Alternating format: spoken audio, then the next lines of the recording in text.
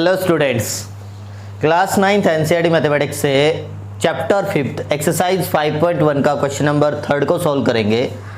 सो statement क्या given है, consider two postulates given below. यहाँ पे आपको टू पोस्टुलेट्स गिवन है। फर्स्ट वन क्या है, given any two distinct points A and B, there exist a third point C which is between A and B, and second one is there exists at least 3 points that are not on the same line। यहाँ पे आपको ना दो situation आपको बोली गई है। पहली वाली सिचुएशन में क्या बोला गया कि दो कोई ऐसे डिस्टिंक्ट पॉइंट है A और B, there exist a third point, यहाँ पे एक थर्ड पॉइंट भी एग्जिस्ट करता है which is between A and B के बीच में, ठीक है। और सेकंड वाले केस में क्या बोला गया, हमारे पास 3 पॉइंट्स हैं, एटलीस्ट कम से कम 3 पॉइंट और तीनों सेम लाइन के ऊपर एग्जिस्ट नहीं करते।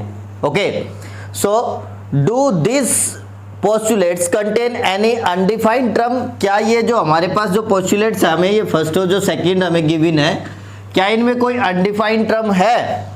आर दीज पोस्टुलेट कंसिस्टेंट, क्या ये पोस्टुलेट कंसिस्टेंट है?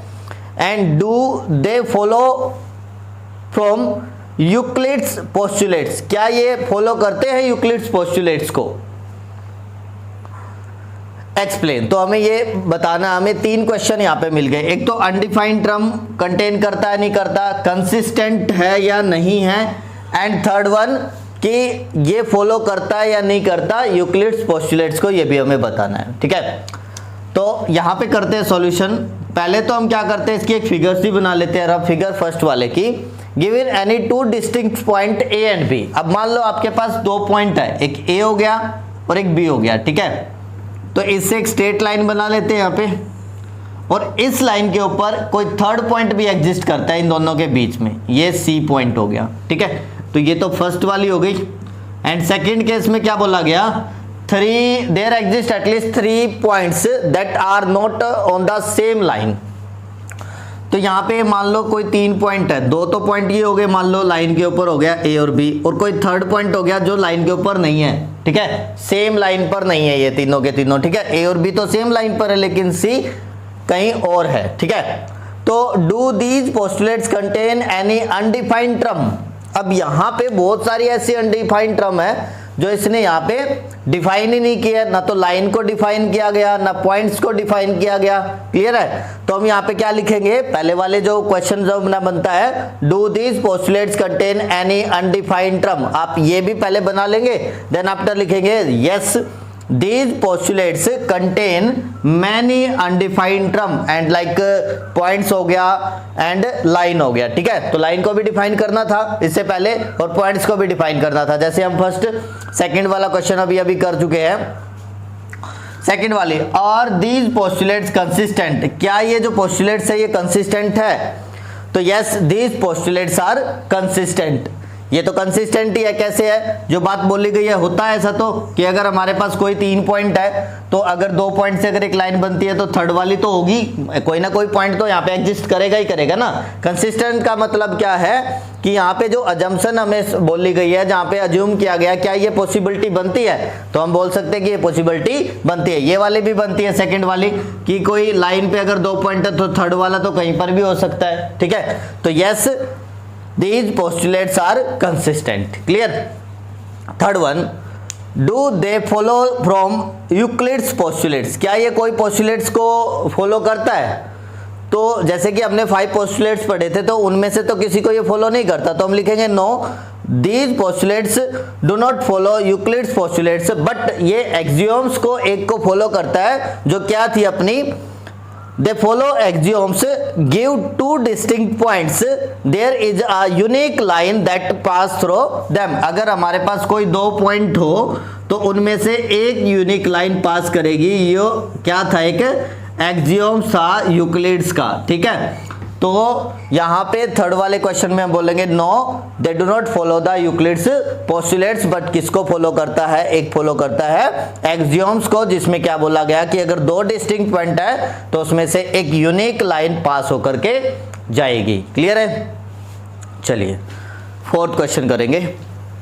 क्या स्टेटमेंट गिवन है, if a point C lies between 2 points A and B such that AC is equal to BC, then prove that AC is equal to 1 by 2 AB.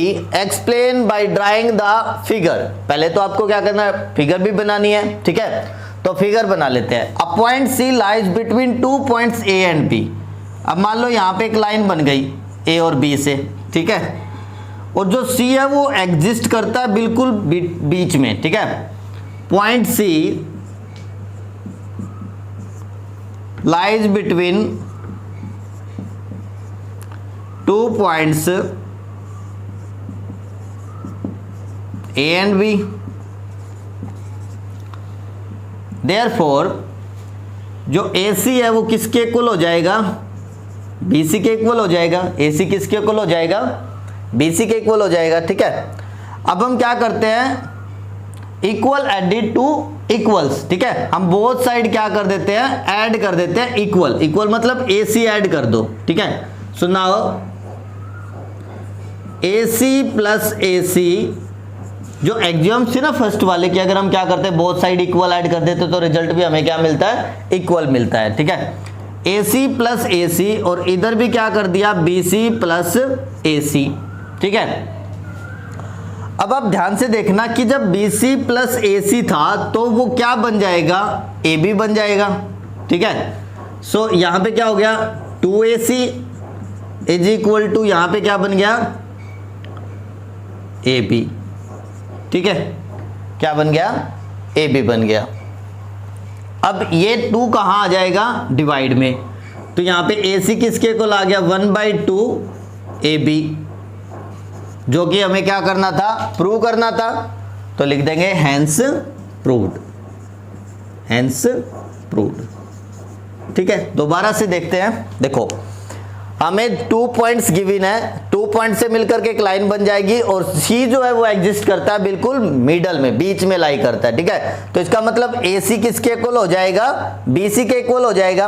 अब जो axioms first है Euclid's की, उसमें क्या बोला गया कि अगर हम both side same things add करते हैं तो आंसर भी हमें इक्वल ही मिलेगा. अब मान लो AC BC के इक्वल था तो हम बोथ साइड AC ऐड कर देंगे तो रिजल्ट भी तो इक्वल ही रहेगा.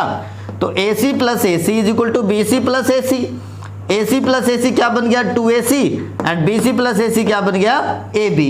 तो 2 आ जाएगा कहाँ, डिवाइड में, तो AC किसके इक्वल हो गया, 1 by 2 AB, और जो कि हमें क्या करना था, प्रूव करना था भाई, ठीक है. देखते हैं question number 5. In question number 4, point C is called the midpoint of line segment AB. Prove that every line segment has one and only one midpoint. तो क्वेश्चन 5 की स्टेटमेंट में क्या बोला गया कि हमें ये प्रूव करना है कि हर एक लाइन सेगमेंट में सिर्फ और सिर्फ एक मिड पॉइंट होता है. अब जैसे क्वेश्चन नंबर 4 में अभी क्या प्रूव किया था, तो सॉल्यूशन स्टार्ट करेंगे 5th क्वेश्चन का. कि जैसे हमारे पास क्या एक लाइन सेगमेंट AB है, ठीक है, एक लाइन सेगमेंट क्या है, AB है, और इसका जो मिड पॉइंट है वो क्या है, C है, ठीक है. इसका जो मिड पॉइंट है वो क्या है, C है, ठीक है. तो C be the mid point of AB. तो यहाँ पे क्या हो जाएगा, जो AC है वो हाफ हो जाएगा किसका, AB का. अभी प्रूव करके आई ये वाली बात, बट हमें ये प्रूव करना है कि एक ही मिड पॉइंट होगा लाइन सेगमेंट का. तो let DB also a mid point of AB. अब यहाँ पे कोई D पॉइंट और मान लो, और वो भी क्या हो गया, मिड पॉइंट हो गया किसका, AB का. तो अकॉर्डिंग टू थ्योरम क्या होगा यहाँ पे, अकॉर्डिंग टू थ्योरम जो AD है, जैसे अभी ऊपर प्रूव किया था ना, C अगर मिड पॉइंट था तो AC is equal to half of AB हो गया. तो इसका मतलब AD किसके इक्वल हो जाएगा, हाफ ऑफ AB हो जाएगा. इसका मतलब अगर इन दोनों की राइट हैंड साइड अगर सेम है तो ये भी इक्वल हो जाएंगे. तो AC किसके इक्वल हो गया, AD के. और ये पॉसिबिलिटी कब बनेगी, जब C या D कोइंसाइड करेगा किसके साथ, C के साथ. So this is possible when D coincide with, मतलब डी और जो सी की जो पोजीशन है वो सेम हो जाए, when D coincide with point C, ठीक है, okay. Therefore we can say that C is the mid point of line segment AB, okay, and we can say that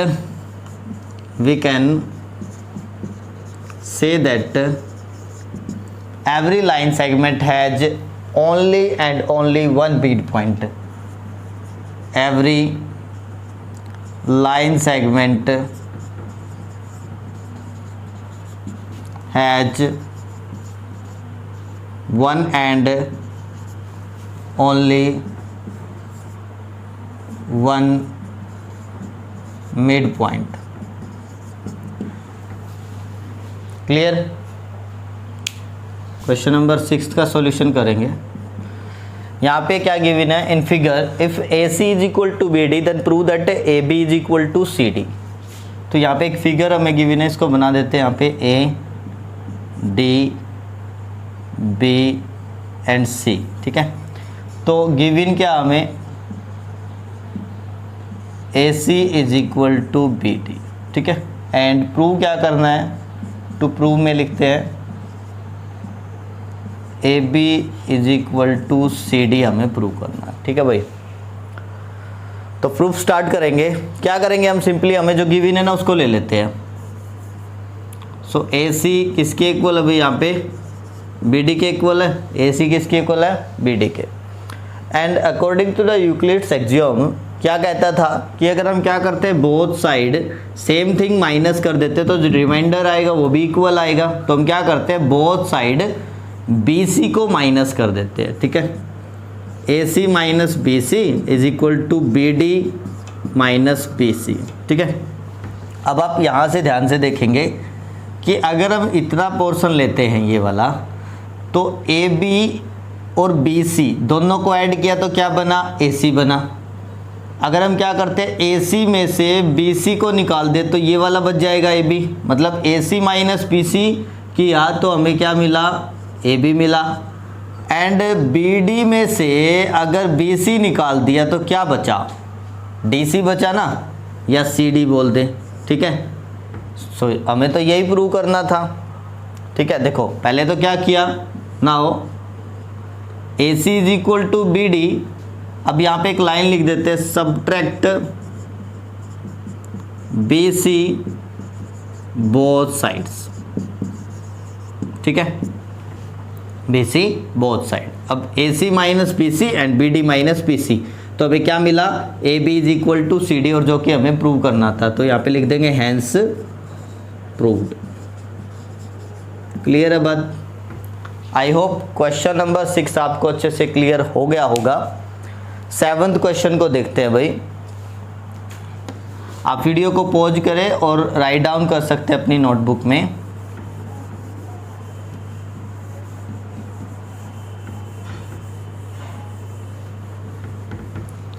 चलिए लास्ट क्वेश्चन क्या रहेगा, why is axiom 5 in the list of the Euclid's axiom considered a universal truth.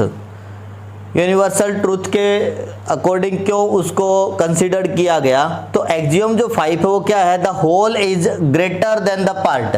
अब एक बात आप simple example से समझ जाओ कि जैसे हमारे पास ये एक कोई भी चीज़ है जो भी आपको अच्छी लगती है खाने की, जैसे बिस्किट वगैरह ले लेते हैं, तो बिस्किट को अगर हम क्या करते हैं 4 पार्ट्स में डिवाइड कर दे, तो बिस्किट का जो ये एक पार्ट है ना, ये कभी भी होल पार्ट से बड़ा नहीं हो सकता, है ना। और जो ये पार्ट है ये निकला कहाँ से है, होल में से निकला है, उसकी बिस्किट्स में से ही निकला ना। तो यहाँ पे हम जो सॉल्यूशन का जो आंसर देंगे क्या बोलेंगे कि axiom 5 this is universal truth, ऐसा लिख देते हैं, this is universal truth because part included in whole, because part included in whole and can never be greater than whole।